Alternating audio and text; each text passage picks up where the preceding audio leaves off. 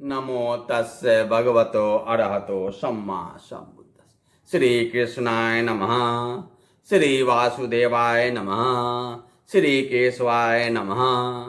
पवित्र पावन पर्व श्री कृष्ण जन्माष्टमी के अवसर पर समन्वय मंच काशी द्वारा आयोजित इस वेबिनार में सम्मिलित सभी श्रोताओं को मैं professor Ramesh Prasad, dean faculty of sermon Vidya, Sampurnanand Sanskrit university Varanasi, बहुत बहुत बधाई तथा शुभकामनाएं देता हूं। श्री कृष्ण का नाम सुनते ही मन में कुछ गुदगुदी सी होने लगती है। क्यों न हो, एक व्यक्ति कारनामे अनेक, जीवन के अलग अलग समयों में अलग अलग कार्यों से उन्होंने लोगों को प्रभावित किया। जन्म मथुरा के कारागार यानी जेल में होता है और पालन पोषण गोकुल ग्राम में। जन्म माता देवकी देती है, पालती यशोदा मैया है। वसुदेव वहां जेल में दुखी निराश हैं। बाबा नंद यहाँ गोकुल ग्राम में उत्सव मना रहे हैं। दुख तथा सुख दोनों इनको जन्म के साथ ही जुड़ गए हैं। अनेक भूमिकाएं अपने जीवन में करने के कारण ही इन्हें अनेक नामों से पुकारा गया। वसुदेव के बेटा होने के कारण वासुदेव कहा गया, तो बाबा नंद का लाडला होने के कारण नंद कुमार, गायों के पालन तथा रक्षा करने के कारण गोपाल हुए, तो राधा समेत अनेक गोपियों के साथ रास लीला मनाने के कारण मुरली मनोहर, युद्ध में सक्रिय हिस्सा न लेने के कारण रणछोड़ हुए, तो द्वारका के राजा होने के कारण द्वारकाधीश, काला वर्ण होने के कारण नाम कृष्ण पड़ा, तो भगवान होने के कारण श्री कृष्ण। ऋषिकेश, केशव, न जाने आपके कितने नाम हैं। आप तो भगवान हैं। भगवान के अनेकों नाम हम देते हैं ताकि विभिन्न नामों से उन्हें याद कर, विभिन्न स्वरूपों को स्मरण कर हम अपना जीवन कृतार्थ कर लें, अपने जीवन को धन्य बना लें।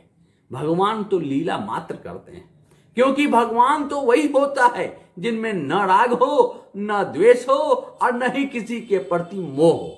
भग रागो भग दोषो भग मोहोति भगवा। भगवान तो सबके होते हैं, इसलिए सब उस पर अपने अपने ढंग से अधिकार जताता है। भगवान सबके हैं और सब भगवान के हैं, इसलिए कहा जाता है कि कन कन में भगवान हैं। संत कबीर कहते हैं, मोको कहां ढूंढे रे बंदई, मैं तो तेरे पास में। इसलिए भगवान श्री कृष्ण हर घर को अपना घर समझते हैं और हर हर घर को अपना कान्हा, अपना कन्हैया हर हर घर समझता है। हर घर में वे शादी कर मक्खन चुरा कर खाते हैं।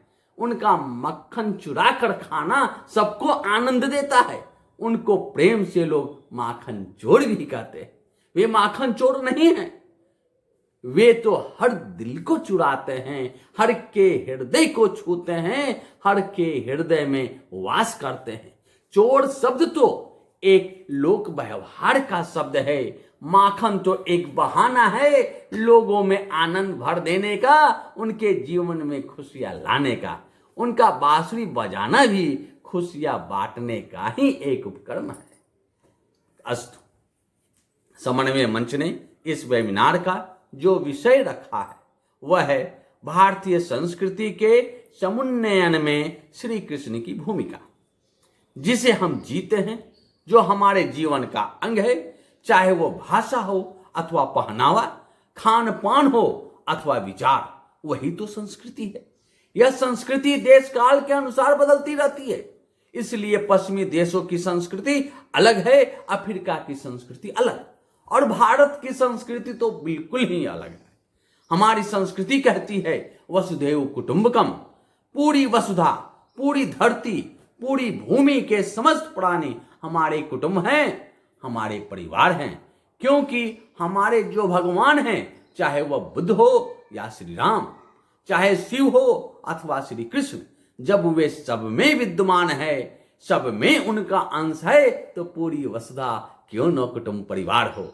हाँ, अगर परिवार में कोई दुर्जन निकल जाता है तो उसके लिए आवश्यक कार्रवाई हम करते हैं। उसी तरह वसुधा पर जब अधर्म का पलड़ा भारी होने लगता है, अधर्मी लोगों का बोलबाला होने लगता है, तब श्री कृष्ण इस धरती पर धर्म की स्थापना के लिए आते हैं।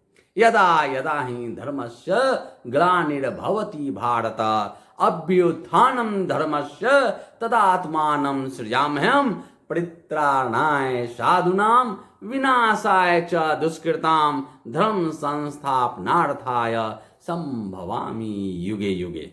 भगवान का आविर्भाव ही, उनका प्रादुर्भाव ही, उनका प्राकट्य ही लोक कल्याण के लिए होता है।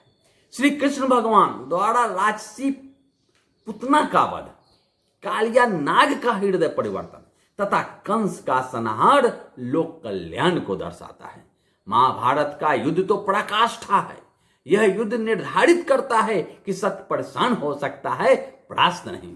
अधर्म कुछ समय तक उछल कूद मचा सकता है, लेकिन उसका विनाश निश्चित है। अधर्म पर धर्म की विजय तो होनी ही है। कौरव अधर्म का प्रतीक है, वहीं पांडव धर्म का। कौरव के प्रधान दुर्योधन तथा दुशासन की हठ धर्मिता तथा धर्महीनता द्रौपदी के चीरहरण में दिखती है। हमारी संस्कृति कहती है यस्य पूज्यन्ते नार्यस्तु तत्र रमन्ते देवता, अर्थात जहां नारी की पूजा होती है वहां देवता निवास करते हैं। लेकिन द्रौपदी का चीरहरण तो हमारी संस्कृति पर एक बहुत बड़ा आघात था। भगवान श्री कृष्ण परोक्ष रूप से द्रौपदी के स्मरण मात्र करने से प्रकट हो जाते हैं। साड़ी बढ़ती जाती है। दुर्योधन दुशासन को समझ में नहीं आता है कि यह नारी है कि साड़ी है, यह साड़ी है कि नारी है, नारी बीच साड़ी है कि साड़ी बीच नारी है। इस तरह भगवान श्री कृष्ण नारी मर्यादा को बचाकर हमारी संस्कृति की रक्षा करते हैं। जिस कुल में नारियों को उपेक्षा भाव से देखा जाता है, उस कुल का सर्वनाश हो जाता है, और यही हुआ। पूरा कौरव वंश का सर्वनाश हो गया। ईर्ष्या, द्वेष, अहंकार ऐसे शत्रु हैं जो अधर्म पर अधर्म कराते रहते हैं। समय रहते सचेत नहीं हुए तो नाश निश्चित है। श्री कृष्ण ने बारंबार दुर्योधन तथा उसके पिता धृतराष्ट्र को सचेत करना चाहा, लेकिन वह सचेत नहीं हुआ, अहंकार में डूबा रहा। उधर पांडव त्याग की मूर्ति, हर चीज का त्याग। तब भगवान ने कहा कि हे अर्जुन सुनो, अधर्म करना ही केवल पाप नहीं है, अधर्म को सहन करना भी उतना ही पाप है।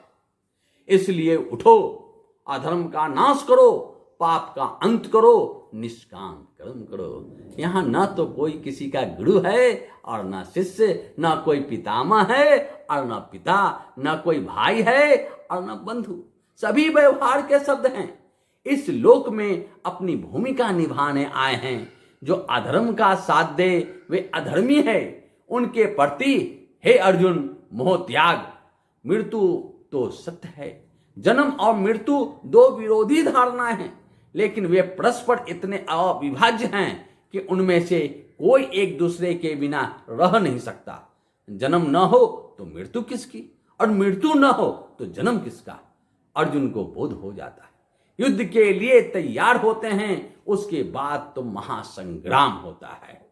अधर्म का विनाश होता है, धर्म पुनः स्थापित होता है, जिससे सबका मंगल होता है, सबका कल्याण होता है, सबका हित होता है, सबका सुख होता है। भवतु सब मंगलम्।